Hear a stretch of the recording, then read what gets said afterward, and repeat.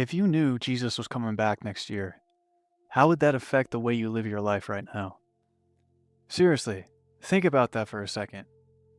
If you knew you only had 1 year left on earth, what would actually change about your life? Would you pray more? Would you finally stop wasting time? Would you evangelize more? Would you care less about money, status, distractions, entertainment? Would you finally do the things God's been putting on your heart for years? Recently, I've had this question stuck in my head, and to be honest, I can't really escape it.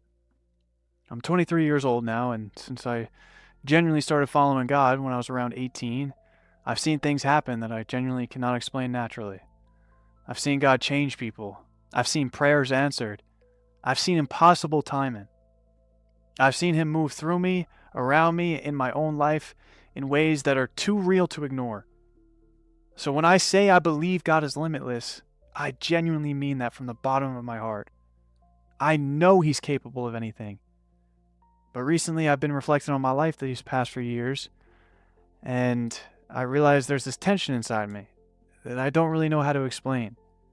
Because on one hand, I know salvation isn't based on works. I know Christianity isn't do enough good things so God accepts you. That's not what I'm saying at all. On the other hand, I also know we're not supposed to live lukewarm lives either. And I think that's where the internal conflict starts happening for me. Because if I knew Jesus was coming back next year, I think a lot about my life would change immediately. And that realization really bothers me. Bothers me a lot. Because if my life would radically change after hearing that news, then what does that say about how I'm living my life right now?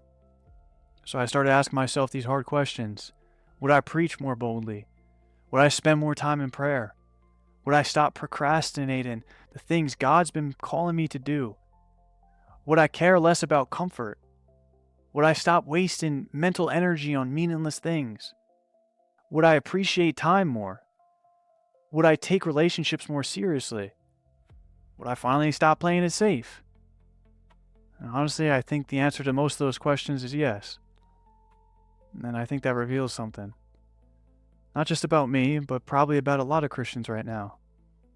I think a lot of us are stuck in this weird state of spiritual complacency. Not fully dead spiritually, but not fully on fire either. Just comfortable.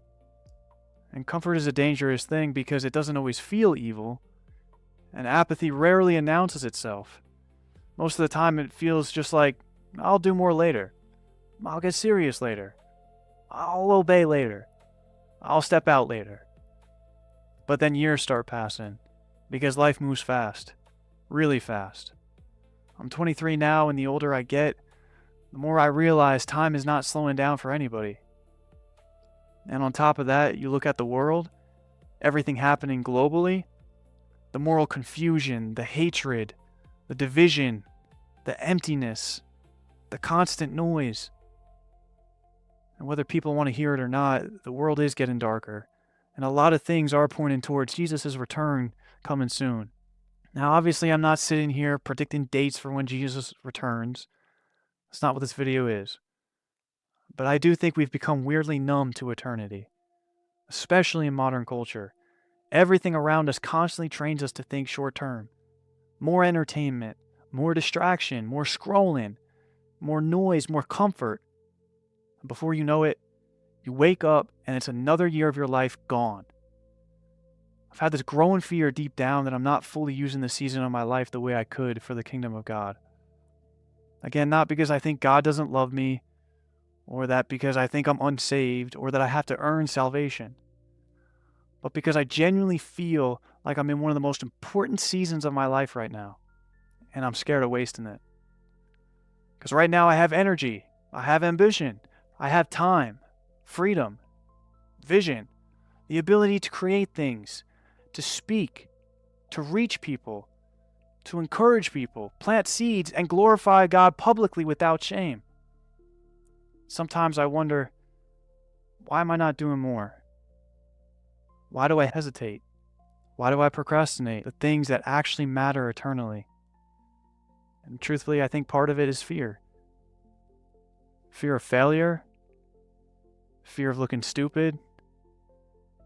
Fear of not being good enough?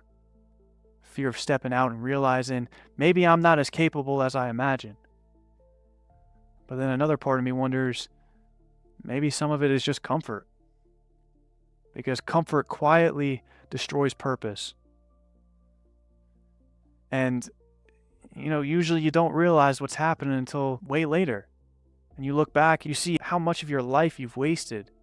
And then there's the other side to this too. Because I also wonder sometimes if I'm too hard on myself. Because rest matters too.